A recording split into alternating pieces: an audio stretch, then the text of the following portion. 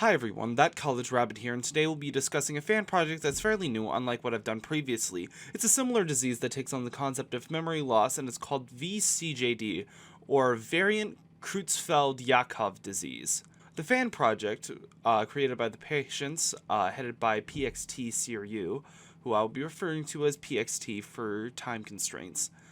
The cover art is heavily inspired by Evangelion, which I appreciate as it's one of my favorite animes of all time.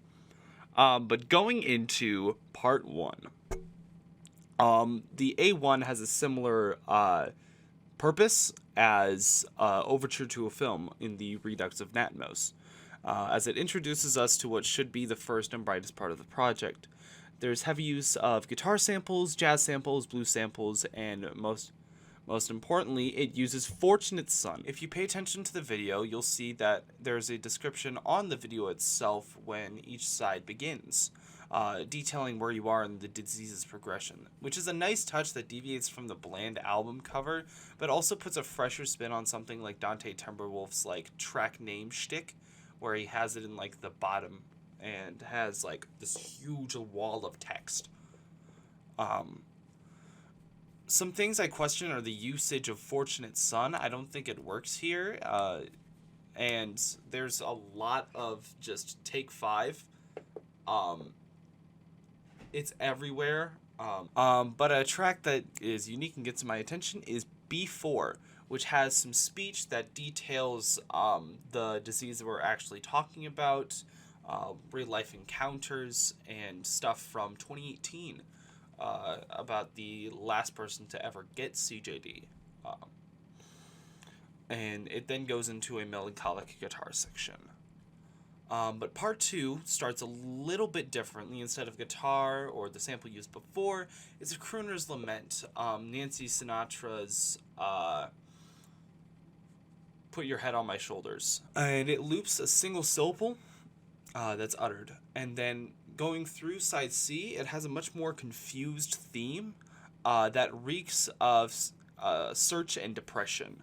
I think the orchestral section at the end of the slide was brilliant, and side D going into it has very unpleasant singing of D3, and the conclusion of D5 has perplexing mess that I just could not describe other than up and down and all the way over. This part is a lot more interesting, and it brought out many interpretations of the certain nature of uncertainty and unmasked pieces. We get to things such as part 3, where things start turning for the worst. However, it's not like a stage 3 that you usually see. I apologize. Instead of it being a dedicated stage, it's more adventurous, distorted. Nothing makes sense, and that makes it beautiful. A lot of up and down, and a lot of fade out and fade back in. Awesome. I love it. And it leads up to the incomprehensible noise, which will correlate to the artwork, which I'll get to later. And then it immediately goes into post-awareness sections. There's droning and sirens and chaos and electronics. And it's like Natmos Year 4. There are horns and snippets that throw it back and forth while things go further down and go into part 4. But going back to what we were saying beforehand, there is not a lot to talk about unless... up into this point, that is terrible. I just sort of question the use of font at the bottom of each stage descriptions. But that doesn't even matter, really. But part 4 begins like stage 5's latter half with drones and blaring horns that dip in and out. Once and twice we get a lucid section that is detailed by the artwork again. The artwork is actually quite important to this whole thing. While a lot of the melodies are gone, we only really get a in and out once or twice. it picks back up into the madness a little bit more, but then it completely falls into the droning and the long decline until the end. Which in side H, we get a final blow, and then we get a huge choir and a huge chord progression until the end, and it becomes more and more quiet until we get a nice and peaceful death where we get nothing but wind and fuzz. And even afterwards, the credits have ambience that is not a huge blaring sample like something off of Everywhere in the Beginning of Nowhere.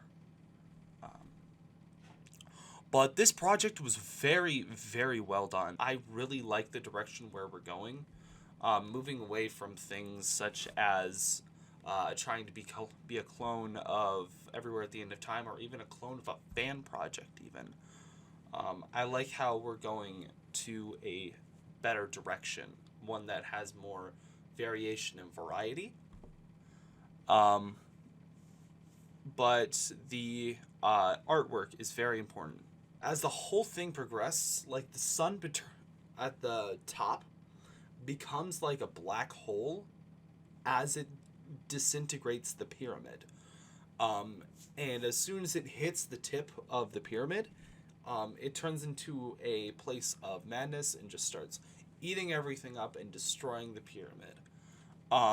There are instances where like there's lucidic sections where it'll have like a form of a pyramid, but it's only the outline of it, not the full pyramid itself.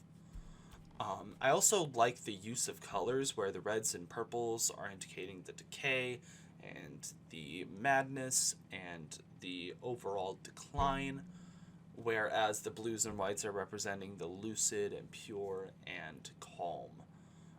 This minimalistic design and lack of variety between like different parts and stages is really doing it a favor, and it really doesn't rely on the artwork as much for the experience. The final thing I'd like to about this project is the length. It's only 2.5 hours, and it doesn't need that long, drawn-out experience that Everywhere at the End of Time does to get that effect. It's also a lot more digestible for this disease to have a very short length, whereas schizophrenia with We Are Listening to the Missing Showers is 8 hours, and it's pretty garbage. I'm not a fan of it. But the consensus for me is that this is a 95 out of 100, and it is an S-tier fan project. Let me know in the comments what I should review next, and I will see you around the internet.